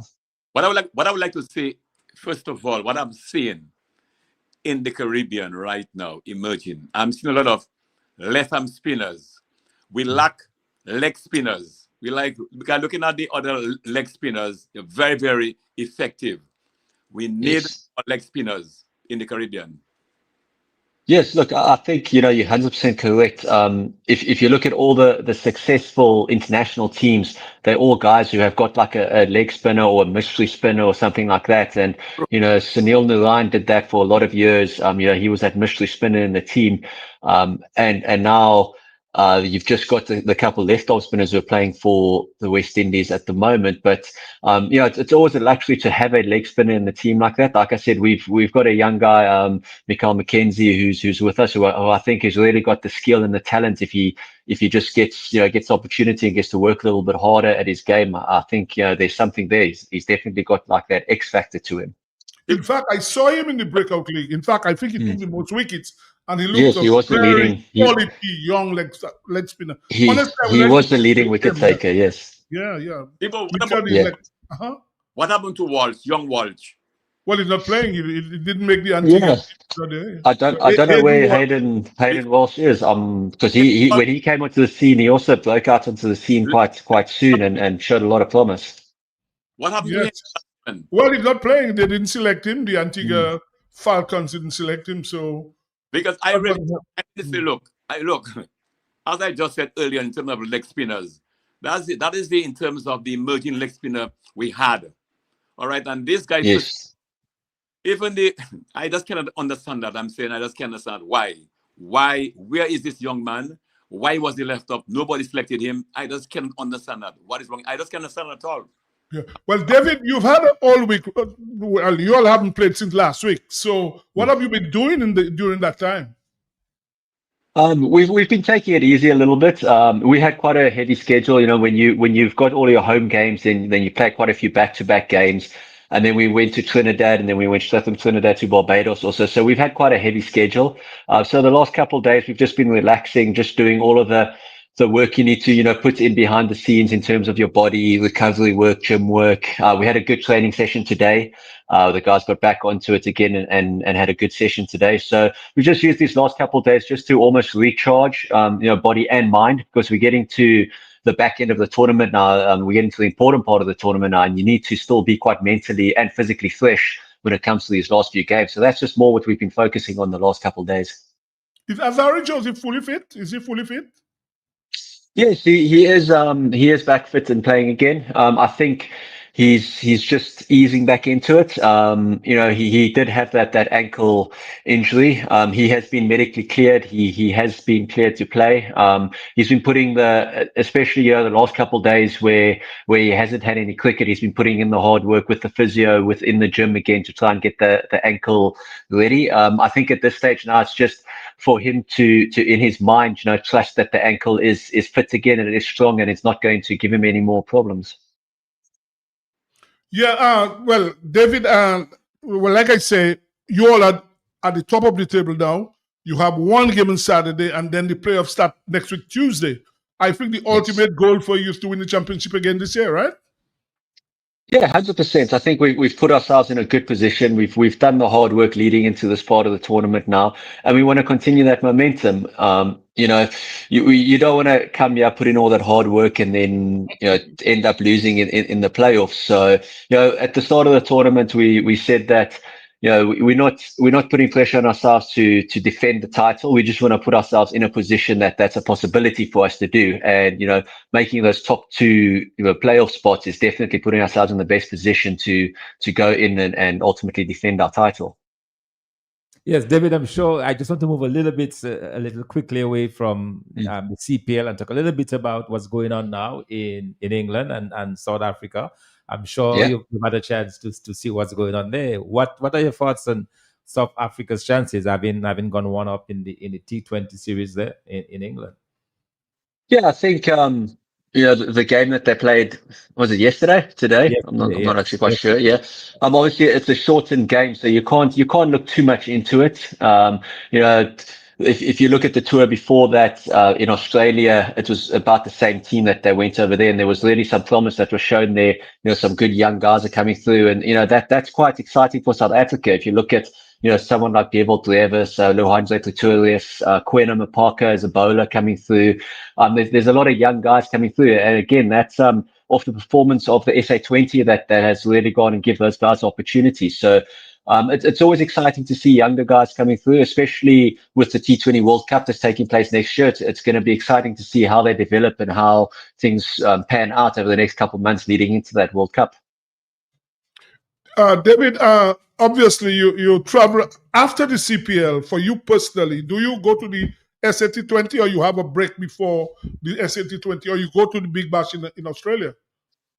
Yes, so for me personally, after the CPL, there's a couple of weeks off. October is generally a month where there's not too much going on. Of course, previously there used to be the T20 World Cups and the 50 over World Cups that fallen in that month of October. So there's not too much going on. So generally October is kind of a quiet month, and then November it starts picking up again with there's a couple T10 tournaments that's starting up. The ILT20 in Dubai starts in December, and then then that all just builds up for me personally into the SA20 that starts in end of December, beginning of January again. Yes, because I know. So how you guys work out this? Because it's not tiring going around the world. In fact, when you look at the West Indian guys, they finish playing next Sunday. They leave 2 days after, heading for India, and then some go to play against Nepal, then New Zealand. Somebody like you now, how do you work out your schedule? Yeah, I think it's important to sometimes, take a step back and not take on too much. You've got to, obviously, for someone like me who no longer I've retired from international cricket, you start looking at different franchise tournaments and you prioritize certain tournaments to see, okay, you want to play there, you'll take a couple of weeks off, then you play there again. And I don't think it's any different when it comes to playing international cricket, especially if you're someone who plays all different formats in international cricket. You've got to almost look at the schedule and prioritize certain leagues, or prioritize certain international games. For me, when you're playing for your country, you should always prioritize that first, and then I like see. that. Say that again, David. Yeah. Say what you just said there. No, it's always been for me. International cricket has always been the pinnacle for me. Unfortunately for me, I never got to play Test cricket for my country, but I did play a couple T20s and ODIs, and that was always the best the best thing for me was to represent my country. And for me, it's always been playing T20 leagues is almost a reward for what you do playing for your country. So you should always prioritize playing for your country and then sit down and see, okay, where you can fit in a couple leagues in between there, but also still thinking that, you can't just play the whole time. You need to take a break sometimes. You need to, take a rest. And so that's the challenge nowadays, because there's so much cricket going on internationally and in the franchise tournaments. And I do understand why some guys take a step away from international cricket and play a couple of franchise tournaments. Financially, there is a bigger incentive playing in these franchise tournaments. And everybody's going to have their own personal opinions. But at the end of the day, for me, it's always been international cricket first, and then playing franchise tournaments is kind of the reward that you have for doing well in international cricket. For the benefit, that's all. For the benefit of listeners, you say you like playing for your country. You played for two countries, so for the benefit of listeners, let them know which country you're on for the benefit of I love playing for both countries. It was, for me, there was different stages of my career. I grew up in South Africa and always dreamed about playing for South Africa. And when I was playing for South Africa, it was that ultimate dream and goal that I wanted to do, and I really enjoyed my time there. And then I stepped away from international cricket for a couple of years, and my father was born in Namibia, and I've got dual citizenship with Namibia, and that opportunity came along for me to represent them. And it was a different feeling, because when I played for Namibia, I was a lot older, I was a lot more experienced, and it wasn't about myself anymore. It was more about giving back and nurturing younger guys, and helping Namibia cricket to establish themselves on the world stage. And give younger guys the opportunity to play in World Cups and play on the world stage. So, for me, it was, yes, I did basically have two international careers, but it was two completely different careers in my mind. But do you go back to Namibia at all to help out? Do you go back there at all? I have spoken to them. They have asked me to, before the T20 World Cup next year, to come and help out guys. Obviously, I've had quite a bit of experience playing in India and playing in Indian conditions. So I have been in touch with them. There is something that's in the pipeline. I would love to go and work with the younger guys there. Like I said, again, it's a little bit difficult with scheduling because there's so much going on. But I'm getting to the end of my career now, so it's definitely something that I'm looking into for the future. Okay, Lobby, go ahead. Yeah. Yes, the question for you is, how much emphasis do you place right now on conditioning? For me, it has been the most important thing for me throughout my career. I feel like sitting here now as being 40 years old, being one of the older guys in franchise cricket, I wouldn't be able to do what I'm doing today if it wasn't for my conditioning. And it's something that hasn't just come overnight. It's something that I've worked really hard on for the past 15 years. I've always said to myself, you train hard to play easy, and that's just not cricket training. It's also, in the gym, it's conditioning work, it's your fitness, it's your nutrition, it's all of those things that go in with being a professional cricketer. And I've been very blessed throughout my career not to have too many injuries. I don't know if that's because I've just been lucky or because of the conditioning that I've put in, but it is something that I really do. I put a lot of effort in on it, and even now I've got to do a little bit more than everybody else because I'm a little bit older. I need to try and keep up with all these youngsters and everyone that's out there. So for me, it's just as important as the skill side of things when it comes to cricket. Now, another question is this: two of them. The first thing is this: what? Yes. How much also strength work? How much emphasis you put on strength work? And what is your advice for young cricketers presently in terms of taking care of their nutrition and their conditioning? So firstly, the first part of the strength work, especially being a bowler, I think it's very important. I think when you're bowling, especially your lower body, your legs, your back, there's so much force that goes through bowling. I think it's almost 10 times your body weight that goes through your knees and your ankle, and when you're bowling. So, and also bowling is not a natural action for the body, so it's something that you need to condition the body for. So I'm a fan of lifting heavy weights. I think you have to be able to lift heavy weights, not every day, but at least say once a week. You need to lift heavy weights so that your body is accustomed to that workload. I don't know if people have gone away from lifting heavy. Recently there's a lot of work on maybe explosiveness and short bursts, light weights, that type of stuff. But I'm still a little bit of the old school opinion where you need to put your body through a little bit of stress to be able to handle the stress that it comes to bowling. So I'm a fan of lifting heavy weights, especially like squat work and that type of stuff. And in terms of nutrition, I mean, your body needs fuel, and I personally feel like not enough emphasis is put on this, and there's not enough education around it.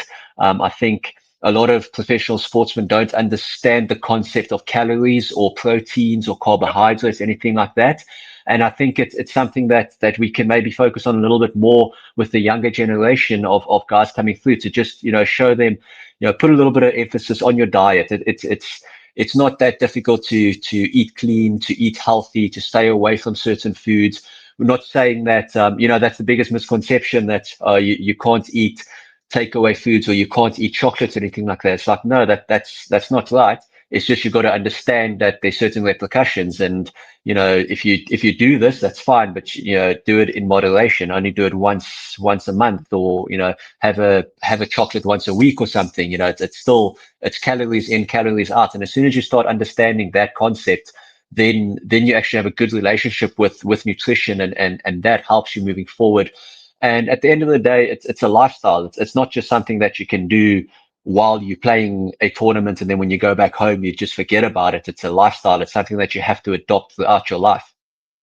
I told you about your strength. The last thing, on endurance. How much running would you put in per week during, for example, during your competitive career? I'm not talking about now. How much running would you have done per week as a fast bowler?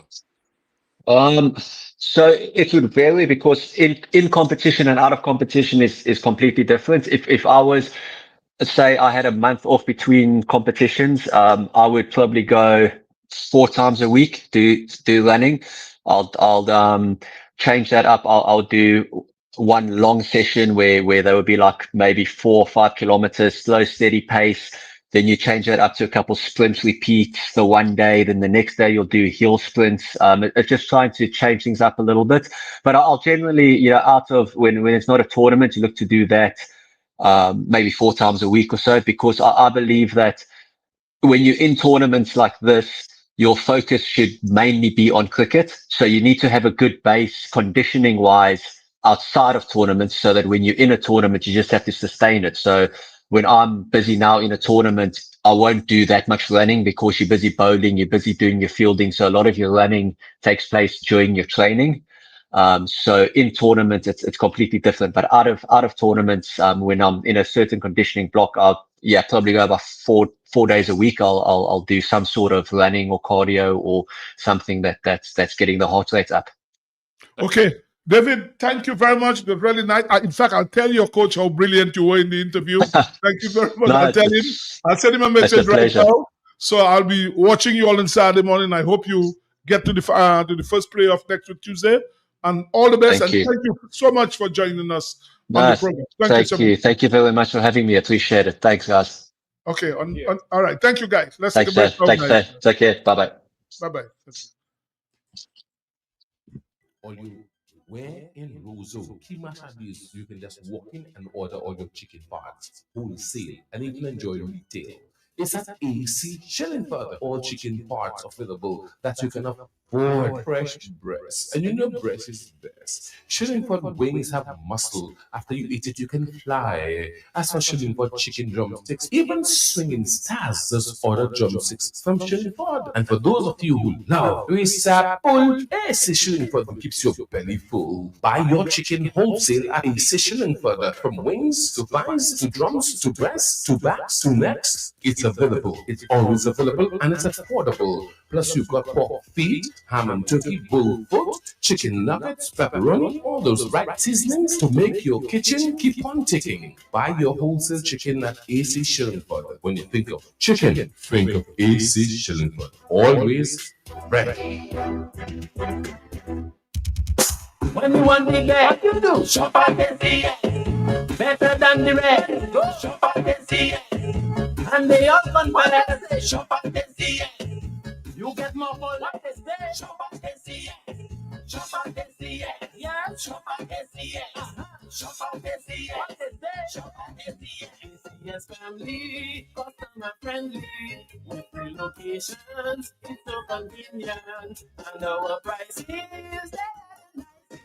Madam, that's where you belong. Oh, tell your mama, tell your papa, shop at SCS.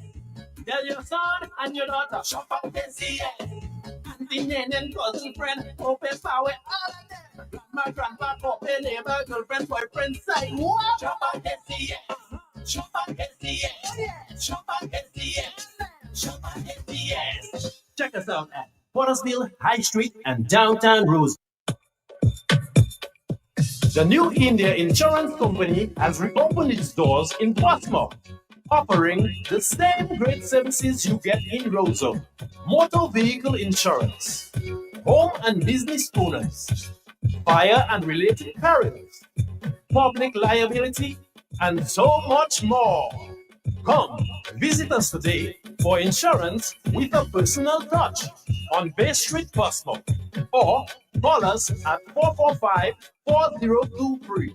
We are ready to serve you. Dominicans, insure your property, protect your property. You homeowner and businessman, protect your property, insure your property. Can't wait for the hurricane, can't wait till you flood again, can't wait till your roof fly out and all your business coming out. Remember, no insurance company will insure your property when a storm is approaching. Get ahead of the hurricane season. Insure with a company who gives you the assurance of payment for your valid claim. Come speak with us today at the New India Assurance Company Limited, upstairs AC Shillingford and Company Limited, 24 King George Street, Roseau. Bring along an up-to-date valuation from a qualified engineer and get insured today. Looking for a quiet, relaxing place to stay? Call Porter's Place Guest House. Leaving the office late and need somewhere close to town? Call Porter's Place Guest House. Business clients coming in and need accommodation? Call Porter's Place Guest House. Looking for group accommodation? Call Porter's Place Guest House. Located at 37 Goodwill Road in Portersville, upstairs ACS Supermarket. Enjoy our semi-self-contained rooms with private washroom, bathroom, Wi-Fi, air condition, cable network, mini refrigerator, all in a non-smoking environment. Call or WhatsApp at 1767-275-1899 or email us at info@portersplaceguesthouse.com to make your reservations. Porter's Place, your home away from home. Fit for a king, a queen, and all their royal subjects.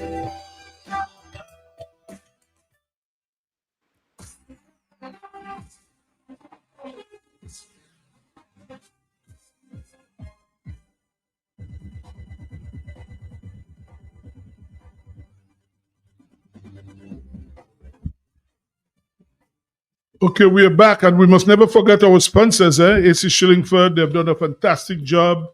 Del Najis has been good as well. If you're looking for your sneakers and T-shirts in the store between AC Shillingford and Jolly, and Wapita Water from Josephine Gabriel, they've kindly agreed to give us some water during the program, and we want to thank them for that. The ladies score in Barbados, the St. Kitts Patriots, 47-2. In the 7th over, Mohammed Rizwan is on 32 not out. Fletcher and Lewis have both gotten out. Alec Afana has not played again. Guys, let us talk a little tennis before we go to West Indies cricket before we close up. Well, obviously, we saw the finals, and it was a demolition act, I would call it. It totally obliterated Djokovic and Yannick Sinner in the final. And guys, what do you all think? You think Djokovic cannot win another Grand Slam? Do you guys think Djokovic can win a Grand Slam? Well, I think it'll be tough for him because the physicality of the game, and so on, and to keep up with these young guys, it's going to be extremely, extremely difficult for him to win again. You would want to think that his better years are behind him, and it's no fault of his. You have these young 21, 20-year-olds, and he's how old is he now? 38. 38. No, but you watch this guy. Alcaraz is something else. Yeah, all they have to do is to run, and the thing is, it's just the demanding nature of tennis. It's physically demanding, and he's going to struggle. Let's take this call. Hold on. Good evening. Hello, Sibo. Hello, lady. Djokovic cannot win any Grand Slam. Not while Sinner, although Sinner not my favorite after they say he took that joke. But not while Sinner and Alcaraz is there. You understand? Since they're not into the soup. So when I look at the tennis system, now Djokovic is number 4. When you look at the people that were there, there's nothing so great about it being number 4, It's number 7, number 7. Number 7, Djokovic is number 7. Zverev is number 3, and Zverev is a low number 3, So when you look at the other players that were there this year, you had Fritz. Fritz like a walking dead. He has no energy. He plays with no energy. You understand? So when you look at the other people there, you had the Sheldon boy. He got injured. He had to leave. Medvedev left early. Himself was another problem. He was not informed. You understand? He have one disciple way below. So when you look at who that's there really, I expected Djokovic, Sinner, and Alcaraz, because the people, Rude is neither here nor there. You understand? And Zverev went down compared to what Zverev used to play before. He went down, so there's nobody there really. Musetti is there trying, but you understand what I'm saying? Yeah.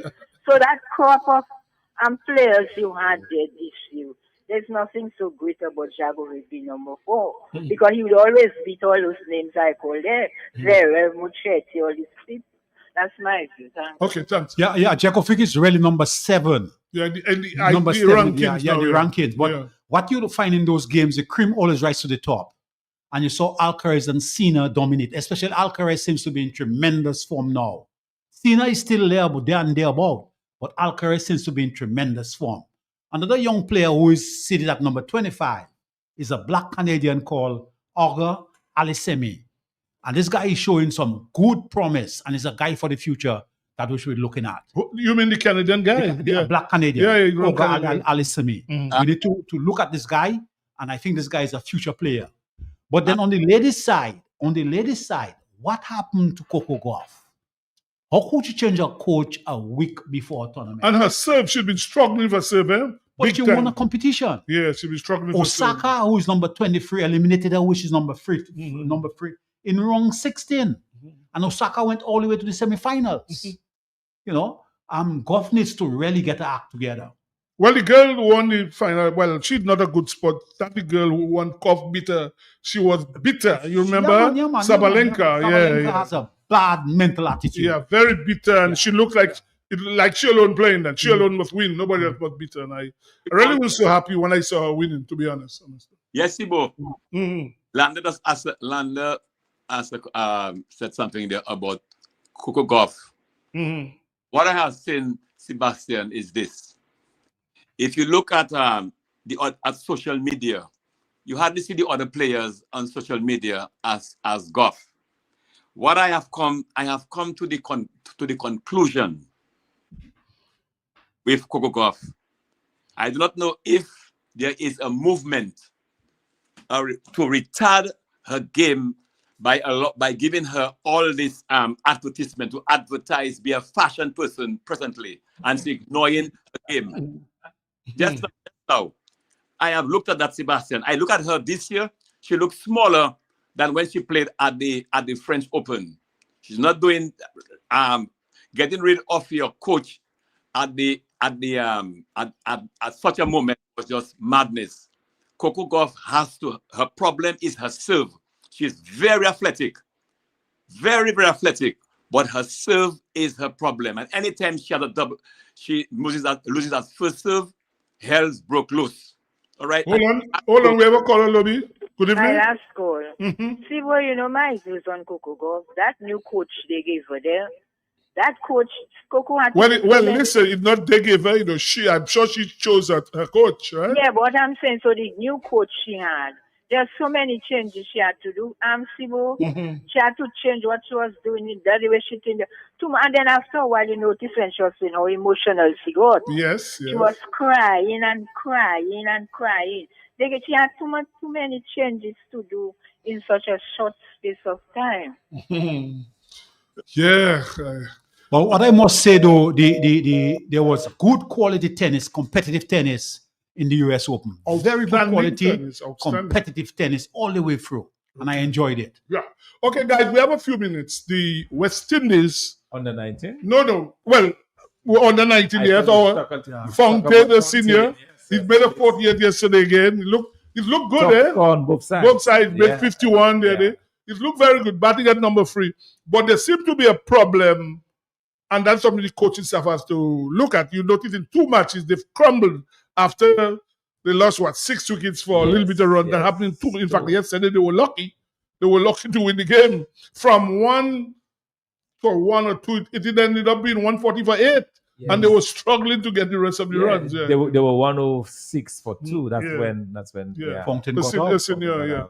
Well, I'm happy for him. He's a young boy, just not even 17 yet, and then maybe he still has a chance in next on the 19 World Cup to play as well. So what do we want to see him getting bigger scores, starting to get big scores to prepare himself for the World Cup is in where again? I think next in January. Wait, is now I'm trying to remember. Not any of the traditional countries for sure. Okay. Yeah. Next year, end of January. What I believe though, Sibo, given his potential, given the kind of talent he's been showing so far, and he's been top scoring all the time, 48 and 51, and he was batting according to the conditions because they were chasing 172, and there was an Antiguan commentator that was criticizing him because of the way he's taking his time to batting straight. Even asked whether he was sick. Even asked whether he was ill.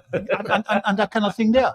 So what I would really like to see doing, and President Masler, that is for you, I would like to see you putting together a working group to work with people like Fontaine to develop their tactical, their technical component of the game, and also the mental component of the game. Well, you say about tactical. I don't agree with you. You cannot put a working group. You have to have coaches to do that.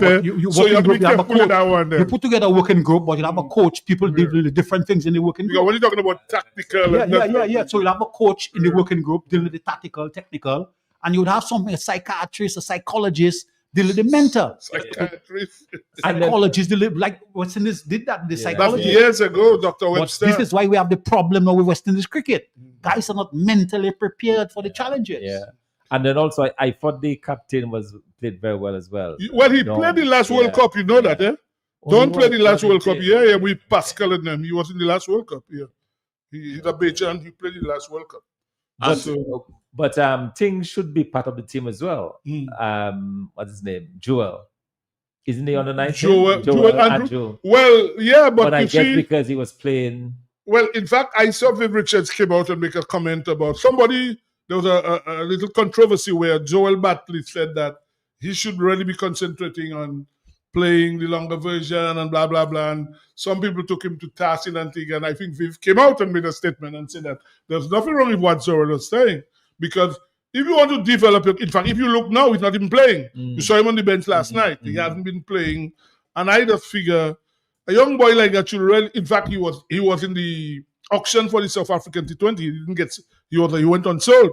So I think he really should be looking at working on the longer version of the game. And He's still young. He's 18 years. So I think players can play all versions. They just have to have the necessary adjustment. But what has happened to your big partner from Antigua? Who's that? Cornwall? Well, Cornwall should never be on any team. He's a winner. Cornwall should never be on. I mean, you know, and every time I say this guy, we got pressure when I was selected to pick Cornwall. Oh, well, Cornwall has no business on a team, guys. I mean, it's a big joke that rocking Cornwall. Well, some of the Antiguan people who are not calling them, who after us now they're disappointed in him, eh? They felt that he hasn't really worked on his game. In fact, every time they say they felt he's getting bigger. Instead of getting smaller, he's getting bigger. I understand it's in secret. Well, let's leave that alone. Let's leave that. Look, we have a caller. Let's take the caller. Let's leave that one alone. Okay. Guys, the West Indies. Okay, let's take the caller. Good evening. Yes, Sibo, good evening, and good evening to the rest of your panel. I am one who believe that playing those youngsters in that T20 thing is completely wrong. There's no way I would have played Joel Andrew in any T20. You have to let those guys develop their talent and the longer version of the game. Sibo, let us look at the game last night. It was a T20 match, you know. But you had to play sensible cricket there to win, you know. Of course. I Cricket is looked cricket. at what's the name of the Trinidadian opener who scored the 51? Django. I see he was batting, and that boy was playing very sensibly. But towards the end, I don't know whatever get to him. He started swiping and it was very good when I saw the Jamaican. What's his name? You mean? Just batting with him. Allen? Not Allen, man. Allen. The Fabian Allen. Fabian Allen. Went and talked to him, tell him, he must have told him, look, cool on. Play the way you started playing from the beginning. And immediately, you know, he went to a different level. And he was able to stay there and win the game for his team. Scored 51 on that difficult pitch. And to me, that pitch was a pitch where you had to be playing Test cricket, play as if you're playing Test cricket or ODI. So I'm just not in favor of them. I believe it's spoiling those. I look at this Joel Andrew before, and that boy was playing proper cricket, good cricket shot. Now I seen a lot of things. He just slugging. That's you know, correct. and I believe we have to look at that. We have to look at that. Because it's not everybody who have this, like 11 batsmen from India. You mean from T20, he made his debut in Dominica. Yashwal, you mean? Yashwal. Yes. And you can see he was able to adjust. He had the mindset to Precisely. adjust from That's T20 the point. to play in Test cricket. You know, and it's not everybody that can do that. Good evening, gentlemen. Yeah, you know, guys, 2 West Indies teams are traveling soon. There's a team to Nepal where they play T20. This match is in Shasha, 27th, 20th, 30th of September. The test team plays the first test on the 2nd of October. You said Nepal. Are they actually going to Nepal? Well, just before we came here, I was speaking to the director of cricket, and he said, because you know the government has been overthrown. You know that, Dr. Funkin. Yes, I saw the what government has been The overthrown. Minister of Finance, they dumped this body over a wall today. They're overthrown. So I was wondering if the match will still take place. But what I found out, the team will still travel. The Nepal players will travel. If the match is in Sharjah. Let's take this call. Good evening. Yes, I agree with that caller that Mhm. even though the finance, I don't think we should be in 2020. Mhm. I personally believe we should be in the test. Mhm. Play the game and the test game and become better batsmen. Mhm. The other thing is CWO. Nepal have war in it. No, the government was overthrown. Yeah, they were overthrown. But the players, what I understand, as I said, I spoke to the director of cricket at Cricket West Indies. I made a call, and he told me that they haven't indicated whether they will not play. So from what they know, the matches will still take place. That's what he was saying to me. In what location? In Sharjah, the matches have been played. But the Nepal team is prepared to come across there. That's what I was in that told. That's what I was condition? told. See, up to now, they have had nothing saying that the matches will not take No, place. well, it's not been played in Nepal, right? No, in Sharjah, they so go it's to okay. Sharjah. So that will not prevent that will not prevent the game. The matches are in Sharjah. I thought they were going to Nepal. No, in Sharjah. Yeah. Yes, caller, go ahead. Okay. All right. Now, like I say, a test team has been selected. Obviously, the players are selected. No, the team should be announced. Huh? Is Hodge playing? Well, No. Hodge, what I can tell you, I feel sorry for Calvin Hodge. In fact, he's not even been given a contract by Cricket West Indies. He's not been given a contract, and I do not think he has accepted the Windward's contract because he feels probably the training in St. Vincent is not the best, so he's going to accept pay for play. But what I would like to find out, because Ali Kafan, as I suspect, might be in the team to India, because they feel he can play spin well. But the thing about India now, it's not spin alone. You have it's not like in the old days. Right. In fact, we saw what happened in England with their pace attack. Yes. So at the playing in Ahmedabad, the first test where pacers were, in fact, what's his name? Siraj. That's where he played in IPL. So I suspect Alec might be in the team. I believe he's going to be in a contract. But what I do not understand, when I was a selector, there was some people used to decide how you get a contract. You had to attain a certain average. Now, in the last year, Calvin has done better than Ali Kafan has. So I would like them to explain to me what did they use to give Ali a contract and not Calvin. What about the other players? What about the other players from Jamaica and Guyana? Are they better averages? Do they have better averages? I do not know. I do not know who has been given a contract yet. Okay, but I know Calvin you is have not good information. You have intelligence, Sebastian. Well, I know that. the You're team well will be connected. announced. All I will say, the team should be announced in the next couple of days. You know, we in might fact, go ahead. I heard one of the commentators on the 19th saying that he felt that Kavem, looking at Kavem play, he felt that Kavem was probably the one West Indian player that could get runs. He just felt just on the way his approach to the game, his temperament, and so on. And he was feeling really bad. He said he just can't understand that Kavem is not part of the discussion of the West Indies game. Yeah, I feel a bit sorry for him. And it's So really unfortunate. Yeah. So I don't know what they use to decide who gets contracts, but the board will ratify this month at their quarterly meeting the players that have been given the contract. So we should hear the team in the next day or two. The team going to Nepal and the one going to India. Obviously, well, from what I understood, they have somebody will act as the coach in Nepal because Darren Sami have to go to India. In Sharjah. Yeah, well, in Sharjah, Darren Sami will be in there with the test team. So there's a lot of problems. Sebastian, another thing, what's the time difference between the end of the CPL and the guys traveling to Okay, the CPL ends next Sunday, which is the 21st. The team leaves for India on the 23rd. And the first test, okay, they leave on a Tuesday. Let's say if you leave the Tuesday, you get to India by the Wednesday. You go to England, take a straight flight, 8 hours. So you only have about 5 days to train. I'm not even sure if they have a practice game before the first test. The first test is at Ahmedabad on the 2nd of October.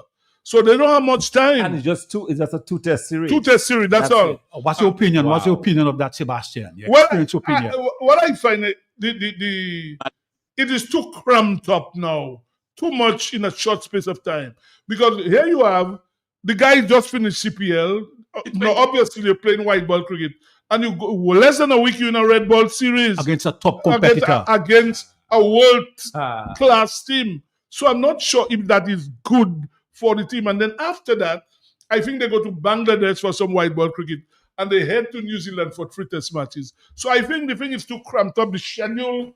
And maybe, well, I don't know. And because, again, I guess everything has to be finished by February for the IPL. You see, Wow. they control In their everything. control it. So most of Yeah. everything cramped up until February Yeah, but before the IPL. still, do you think they'll bring back Django to the team? Boy, maybe he might go to Nepal Yes. with in the white to play in the T20s. Yeah, but don't you think you'll get a call up for the testing? Testing. Well, as I tell you, the team are already selected because you have to select the team in advance, and the team has already been. The players that are going, they know. The players that are going, know, because normally you have to select the team maybe at least 2 weeks before for contracts. Guys have to sign contract, so they must know. In fact, in case they decide they don't want to go, so they can get replacement, so they know in advance. So, as I said, they leave on the 23rd. They play the 1st and the 2nd. It's going to be tight. So, what do you think of our chances then? Well, in Think we are India, going to oh get no, slaughtered? no, I don't think we have any chance in India. Let's be real. We have no chance at all. Chance honestly. what? Chance? Against a well-oiled, because you see, India be looking to get as many points for the then World Test Championship. They So will run it up against. yeah, so they I don't know. When you think, when you think of the guys, the opener, Jaiswal, and and that. And the those are way young Gill guys. and the way, but look at the kind of because of the way they have been cultured, the way they have developed their players, and we're not doing the same thing. And I'm sending out again a challenge for you, President Masley. You're on the Windward Islands Cricket Board, you're on the West Indies Cricket Board, and Dominican players are getting a rough deal on West Indies team, on Windward's team. Well, I have so to some say- kind of representation has to be made. But let me take you up on this one. Last week I heard you all saying about, and I heard Low Black saying they took what's his name, Kamal Hamilton, on the. You made that point, Lobby, right? Yes. About the contract. No, what I was saying to you, we have to be careful when you say they, because Kamal was in the Dominica team in the tournament, whatever they call it, a tournament. What I know, Kamal didn't take a wicket, the guy, by the way. He played the first game against St. Vincent, and he went none for about 70-something, and Dominica dropped him. So we must not blame other people, because the Dominica authorities, the coach and world captain, didn't play him there until the last game. Sebastian, on the Windward Islands level, I am not talking about Hamilton. I'm talking about Tyson No. and Benjamin. Low I know Black- you're not talking no, about Low Black getting Tyson. Tyson's about- getting a bad No, deal. but what I said to you, Tyson is on the franchise contract list. I said that. He's part of the 15. Each territory has to select 15 people for the franchise for the year. He selected only 15 for sure. But is he part of the 50 over team? No, he's not there. But he was on West Indies, a 50 over team. How can he not be on Windward Islands? On 50 over team. But okay, let's say something here. You followed the Dominica game, right?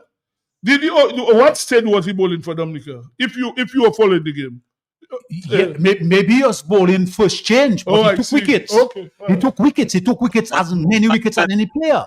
Sebastian, but Landa is making a valid point. The man went on the West Indies A team. A team, that's it, Overs. And I Windward cannot was picking him on Windward's 50 over team. And Look, we have Marsley and we have the coach there. Something is wrong, man. Something is very wrong. Something is wrong. And I don't keep on talking about that. Anything that's happening wrong in Dominica, Sibo, I'm of age now. I have nothing again looking forward for anybody to do anything for me. I'm talking my mind. Mokasoti, get copy check. Okay, come away. The latest score, St. Kitts 69 for 4 after 10 overs. 69, they're in the 11th over. Jason Holder and Boucher batting now. In the 11th over. I must say just something, Sebastian. I must say right now. All right, go ahead. Right now, listen to me. On the West Indies original T20, Sebastian. First of all, what I have seen there, first of all, I look at Shai Hope. Shai Hope is the best batsman I am seeing there with common sense. I look at Hetmeyer, first of all, he lacked common sense. He lacked shot selection. Seriously, he lacks that at all. And I believe I looking at, as I said about this Louis, first of all, he needs to get more work with the spinners. It's very when come from spinners. And too many, that's why I'm saying leg spin. We have to see how we can. I cannot say nice about Walsh. Walsh was the most promising leg spinner we have, and he said about he's no more under the radar.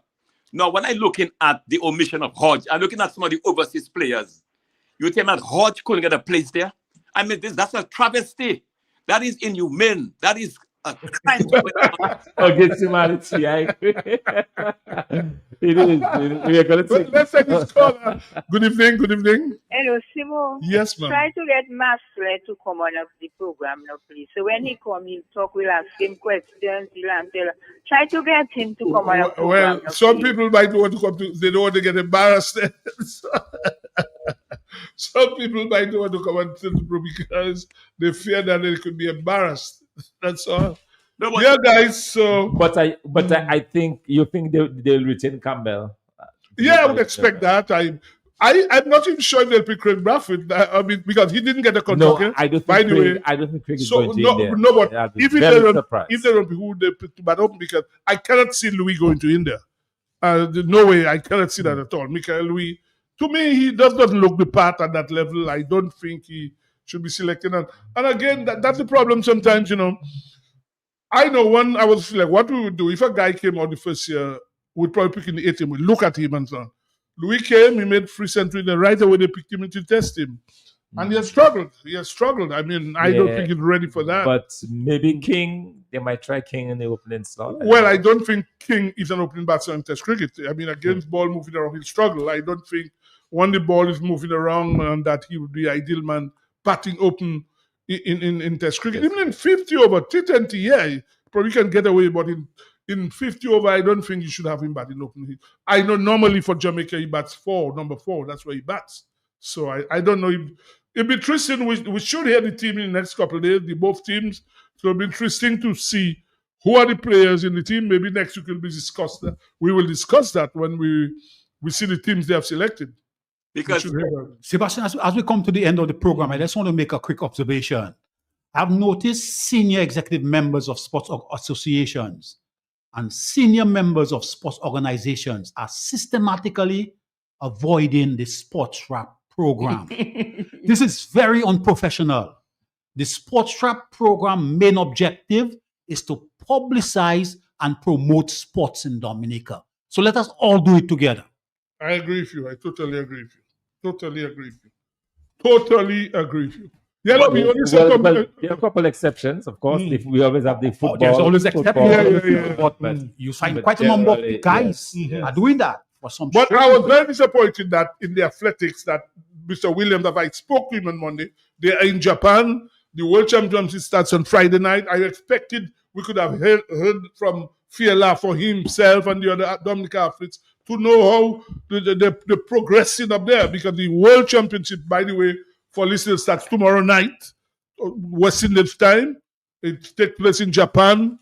There are a lot of big races, the 100 meters, men and women, 200 meters. All the events. All the events, so all that will be on. I expect Rush to be carrying it. The only thing that is a nighttime, for instance, now it will be about what? 9 o'clock in Japan. Yeah, Friday they're morning. 14 hours ahead. Yeah, 9 o'clock So it's Friday 9 morning a.m., in yeah. Japan. So by the time you come into the afternoon, 4 o'clock in the afternoon, it's 3 o'clock here. Yeah. So, but Lobby, quickly before we leave, what do you think is the chances of Luke and Hamilton performing creditably at the games? Well, first of all, I am looking at him for the Olympic Games, going there to gain the experience, because it's his first time there, and it's not the 400 meter hurdles. It's a high quality event, very high quality event. He ran 48. I was very much surprised at the CSC in the Bahamas when I saw he ran 48.82. I was surprised that also he moved to I was shocked, but so be it. With Hamilton also, I'm looking at the experience. What must happen, as Steve, the guy from Jamaica, was alluding to in terms of assisting the athletes. We have to look, first of all, of trying to get Hamilton at a high performance center where you can get quality training. We're talking about Travis Hamilton?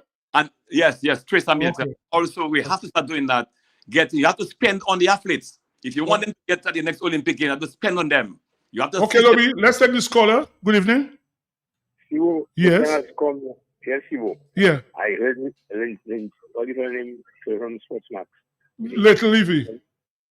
I used to sing on Sportsmax, and it's a very good thing. Mhm. I was happy to hear him again in the sports thing. there's need for us to see on live, see us on live now. Mr. Jimmers, at least he doesn't get this thing to see on live. Say again, what we're not hearing you. What you said? You get what live? I said it's time that Mr. G get sports, forget the station, some part of the station, I guess like Sports Maps, and come up online and you can see you and we can see you. Well, we are on Facebook, you know, on YouTube, so people can see that. We're on Facebook and YouTube. So a lot of people, yeah. You see it on your radio. Yeah. It's like can come across the thing when we want to see that online. Okay, right. On that note, we have to end. I mean, the program. There's another program coming right after. So, on behalf of Emmanuel LeBlanc, Ronald Lander, Dr. Fountain, I just want to say good night. The latest score: St. Kitts 74 for 5 in the 12th over, playing Barbados. Good night, everybody.